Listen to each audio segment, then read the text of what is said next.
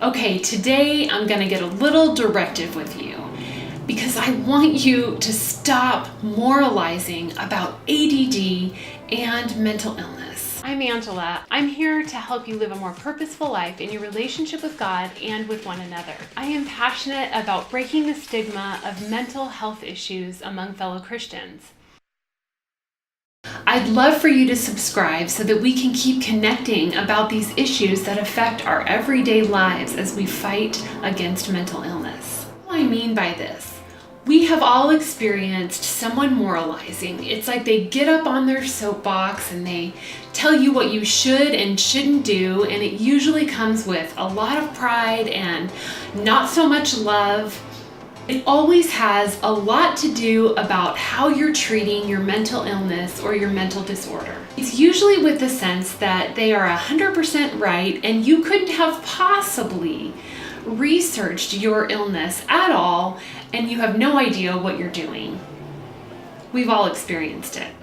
It's never particularly helpful, and it always leans toward that whole shameful feeling and pride. And it is probably one of the most difficult things to deal with, especially if it's coming from someone that you love. So why is it so important to stop moralizing about issues of mental illness? Let me give you a little bit of personal background. When my husband and I realized that he was struggling against some kind of mental illness, the obvious culprit was ADD because he had been diagnosed with ADD as a child. And so we went in that direction and tried to get treatment for that. But prior to me really researching it and understanding what it was all about, I had all kinds of moralizing thoughts toward Michael in this area. So I'm not innocent. I'm not telling you this because I'm up on my high horse and I've never done it before. I was doing it, and I was doing it probably every day. I would have thoughts like, oh my gosh, why can't you ever just be a grown-up and sit still in church? Oh, Michael is so smart. Maybe if he would just try harder, he would be more successful. To be honest, it's totally embarrassing, and I try not to remember all of the things that I thought during that time period. But fortunately, I got a hold of some amazing books, and I'll put those in the show notes. I would encourage you to really avail yourself of the resources that are out there, because after I started reading those books, I realized how I was making ADHD and ADD a moral issue when it was really a biological one. He was fighting against something that I had no idea he was fighting against. He was trying harder than anyone could possibly ever try just to get through each day. We're learning more and more about how our brains work, and as this science is developing, we're discovering some amazing information. Psychology Today just put out an incredible research report talking about how fMRI studies show that this idea that somehow ADHD kids are lazy is just completely false. It's an ADHD myth. In presentation to the Society of Neuroscientists, biologist Tudor Puyu suggests that children with ADHD have an important mental control area of the brain, the dorsal anterior cingulate cortex, that works much harder and perhaps less efficiently than for those without ADHD. These networks are disrupted, and so the ADHD brain has to work harder than the normal brain. My husband describes it like this.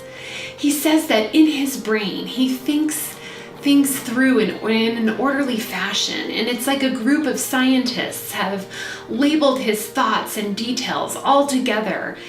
They've indexed things, they've cross-referenced, they've peer-reviewed these reports, and it's all annotated and perfect.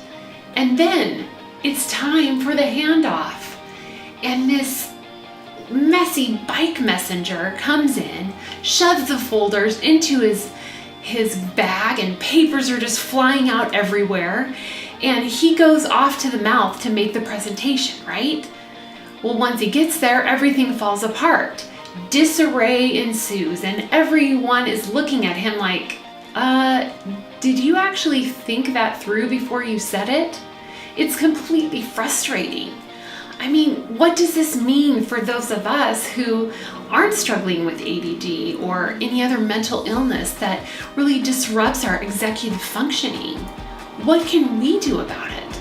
Honestly, we can be a part of the solution in a few different ways. Number one, we can stop enforcing the idea that the struggle is somehow a moral one and not a biological one. Number two, we can stop criticizing and extend grace for our differences, for the fact that people will execute and process their life in a different way than we do. Number three, ask our loved one what would be helpful. Sounds really simple, right? But they don't think in the same way that you do. So offering solutions that work for you and your life isn't particularly helpful to them. So brainstorm with them and alongside them and not for them. That's what's going to make a difference. Romans 12:6 says, let's just go ahead and be what we were made to be without enviously or pridefully comparing ourselves with each other or trying to be something we aren't. Isn't that perfect? Have you heard other people moralizing about ADD or other mental illnesses? I would love to hear your stories in the comments below. Please subscribe to my channel. I am going to be sharing some great tips on the things that I've learned about mental illness, and whether you're struggling with it or have a loved one who is, I would love to see you next time. Please subscribe to more videos. I'll be sharing some great tips and other information about how to cope with mental illness and how to fight it.